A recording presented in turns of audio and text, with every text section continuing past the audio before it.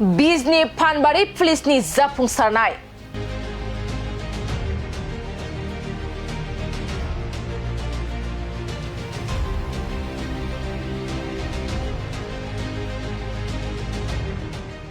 फिन आरोबाव फानबारि पुलिसा गान्जाजों लोगोसे सासे फालांगिरिखौ हमनो हादों।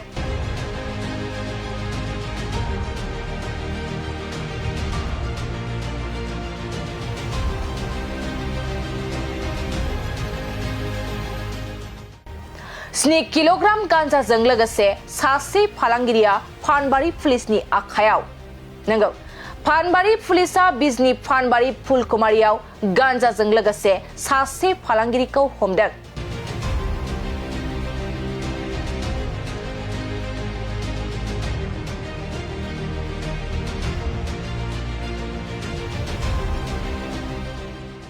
बिजनी थानानि सिङाव थानाय फानबारि फुलकुमारि गामियाव फानबारि पुलिस थानानि बिबानगिरि बिपुल बिश्वासनि दैदेननायाव 15 नं बेटेलियन एसएसबि जथायै खालामनाय मोनसे अपारेशनाव आयेन बेरेखा गान्जाजों लोगोसे फालांगिरिखौबो हमनो हायो।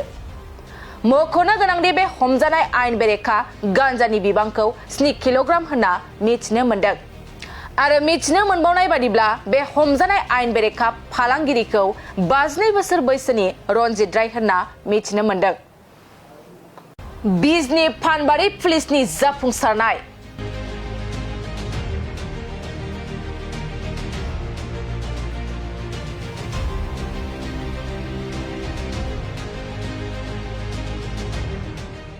फिन आरोबाव फानबारि पुलिसा गान्जाजों लोगोसे सासे फालांगिरिखौ हमनो हादों।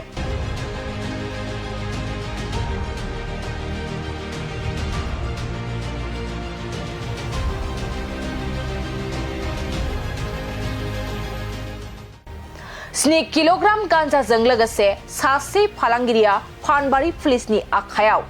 नंगौ, फानबारि पुलिसा बिजनी फानबारि फुलकुमारियाव गान्जाजों लोगोसे सासे फालांगिरिखौ हमदों।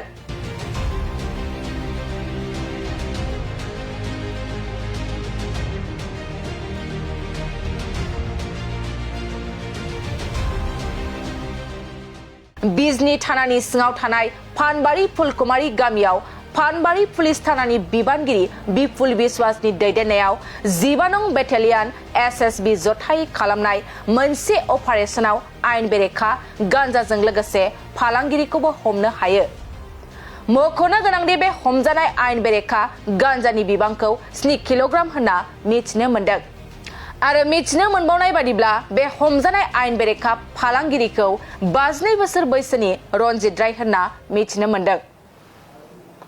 बिजनी फानबारि पुलिसनि जाफुंसारनाय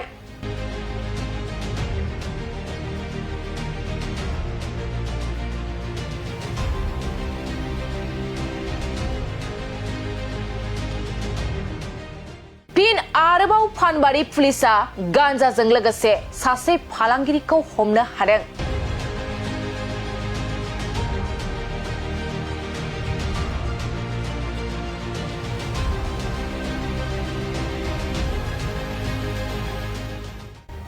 स्नि किल'ग्राम गान्जाजों लोगोसे सासे फालांगिरिया फानबारि पुलिसनि आखायाव। नंगौ, फानबारि पुलिसा बिजनी फानबारि फुलकुमारियाव गान्जाजों लोगोसे सासे फालांगिरिखौ हमदों।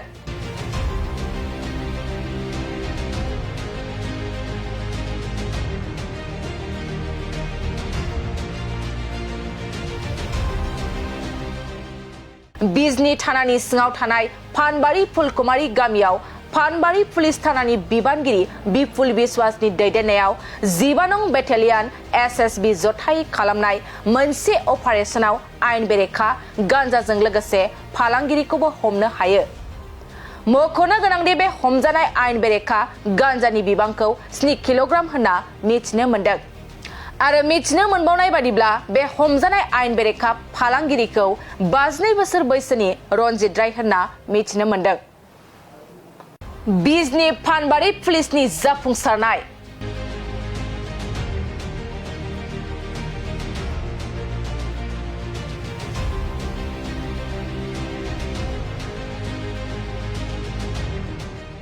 फिन आरोबाव फानबारि पुलिसा गान्जाजों लोगोसे सासे फालांगिरिखौ हमनो हादों।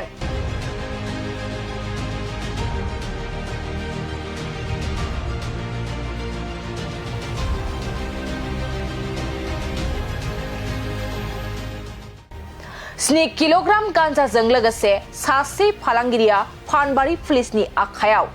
नंगौ, फानबारि पुलिसा बिजनी फानबारि फुलकुमारियाव गान्जाजों लोगोसे सासे फालांगिरिखौ हमदों।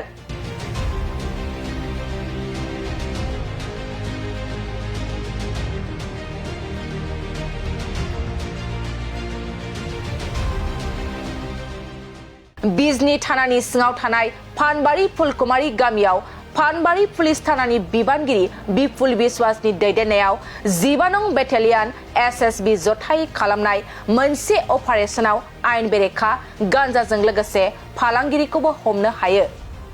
मख'नो गोनांदि बे हमजानाय आयेन बेरेखा गान्जानि बिबांखौ 7 किल'ग्राम होनना मिथिनो मोन्दों। आरो मिथिनो मोनबावनाय बादिब्ला बे हमजानाय आयेन बेरेखा फालांगिरिखौ 52 बोसोर बैसोनि रनजित राय होनना मिथिनो मोन्दों। बिजनी फानबारि पुलिसनि जाफुंसारनाय।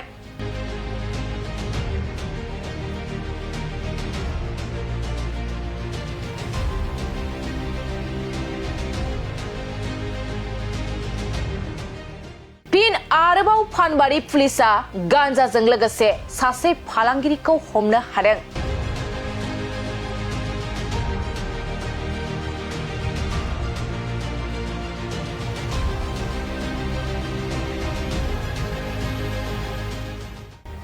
स्नि किल'ग्राम गान्जाजों लोगोसे सासे फालांगिरिया फानबारि पुलिसनि आखायाव। नंगौ, फानबारि पुलिसा बिजनी फानबारि फुलकुमारियाव गान्जाजों लोगोसे सासे फालांगिरिखौ हमदों।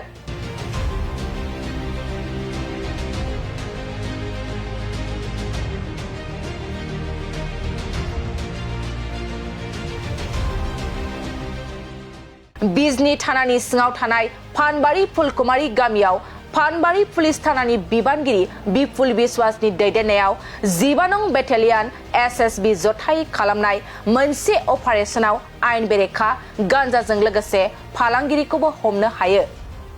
मख'नो गोनांदि बे हमजानाय आयेन बेरेखा गान्जानि बिबांखौ 7 किल'ग्राम होनना मिथिनो मोन्दों।